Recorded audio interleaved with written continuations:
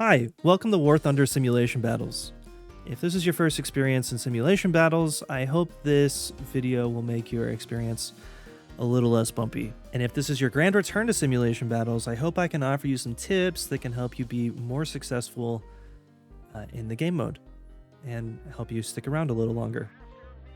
This is what I would call the Loadout and Objectives page. On this page, you'll find a list of all the planes you have available for your simulation battle, as well as your payloads, ammunition types, fuel quantity and time, bomb activation time, respawn point, etc., as well as your current mission objectives. The active mission objectives changes over time, so what you see available now may not always be available due to other players completing the objectives. Due to the length of simulator battles, it is highly likely that you will be repeating similar mission objectives over that time period. For example, you may be shooting down enemy surveillance aircraft frequently, enemy bombers frequently, enemy attackers frequently, and you may be destroying the same convoys and enemy bases.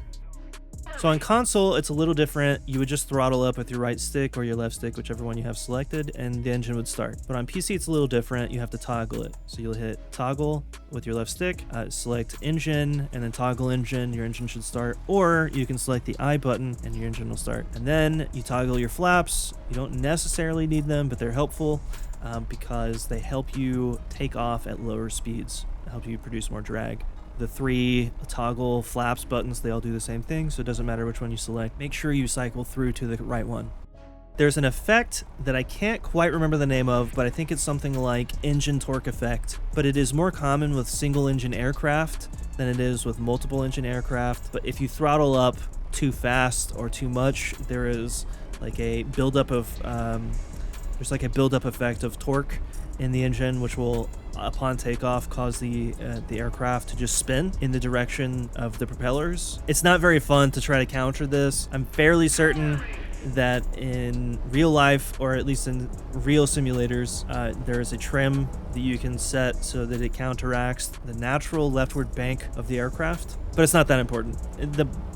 The most important thing is that you want to throttle up slowly and then go to 100% once you get to like 10 miles an hour or so, maybe sooner. Just depends on how patient you are. You'll get better as time goes on at counteracting the engine torque effect. Our next step is that we're going to gain some altitude. You may notice that as you gain altitude, you lose engine speed, which is okay. Once you get to a certain point, we can point the nose down to help us gain some more engine speed. Once you get to a suitable altitude and engine speed that you're happy with, we will open the objectives page and select an objective to take care of. Convoys and I don't know really what they're called, the frontline units that are attacking each other. Those are really hard, really challenging to do because it's not like arcade battles where vehicles are labeled. You could kind of have to guess which side is which. You can do that if you fly in at a certain angle. The red side will be on the left and the blue side will be on the right. That's pretty easy to identify. But seeing where the vehicles are is much more challenging in and of itself. I think it will likely get better for me personally when I unlock a vehicle that has some sort of ground targeting feature where you can like toggle ground vehicles. Anyway, you'll select an easy objective for you to do. So the aircraft carrier would kind of be advanced to challenging, but the enemy army bases don't have any defenses, and so they would be the easiest target for you to go for. The only defenses that will or could be present are other players that are protecting the bases, but in my experience, I've never really like come up against anyone who's just like hovering over those bases at any point. So you pretty much just have free reign over the bases for the most part. One of the most important things for you to do in this game mode, since there are no labels on anything, is you'll need to identify yourself. And you'll notice that other people will also do this to an annoying degree sometimes. But you'll hit your left stick, report, and then follow me. And it's just it just shows you a ping of where they are, And then it also shows in the battle log and in the chat your grid square and your altitude. It shows it for everyone. So if someone else does it, it'll also show for them where they are. It is useful if you are a fighter aircraft like a P-51. You go and take out a base, and then you're going to go do some dogfighting. It's useful to know if you need to cover someone because they're being chased, where the enemy aircraft might be in relation to them, just based on their cover me report to your teammates. So I actually got lucky, and I didn't realize it until like moments later, but a new base appeared, and I want to show you how you can identify like a base. Most bases in World War II and in jets look the same. They look like this. Unfortunately, I'm too far ahead and too fast, so I can't actually make the run on the base. So instead, I'm going to do a fly around. I think I'm out far enough, so I'm going to go ahead and make a left banking turn. And do not forget, if you are a bomber, do not forget to open your bomb bay doors. I don't know what the key is to open the doors on keyboard, but I think it is RB on controller or R1 to open the bomb bay doors. It's just the bomb is the same button, and it takes a minute to open. So not an actual minute, but it does take like a stupid long time compared to arcade battles, so just be prepared for that. I was having to spam the button here because I wasn't sure I was going to make it in time. All right, and so we're going to watch payload hit the base. So pretty, beautiful, awesome effect.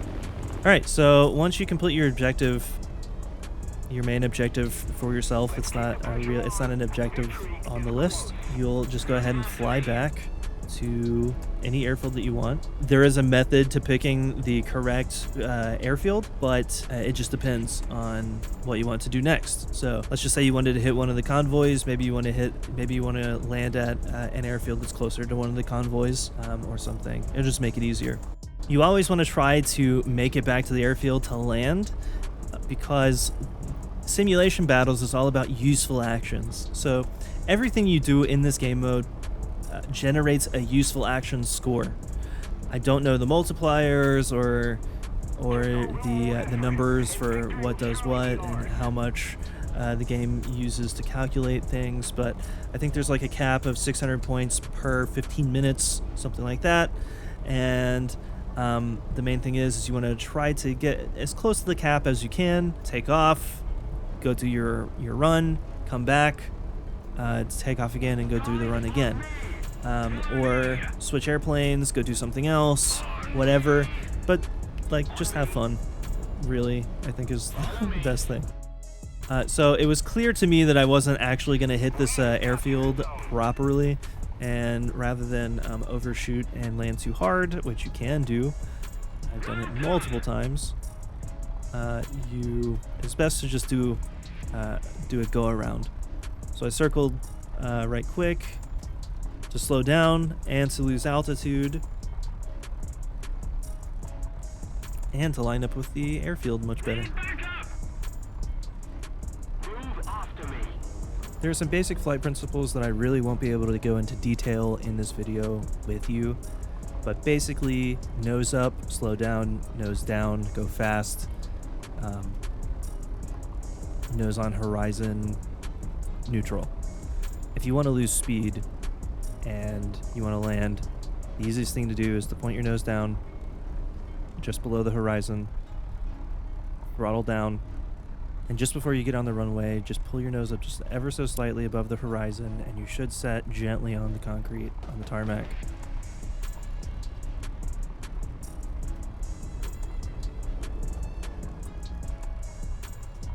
Once you land, you can refit and refuel, go back out and do some more bombing runs. It's really that simple.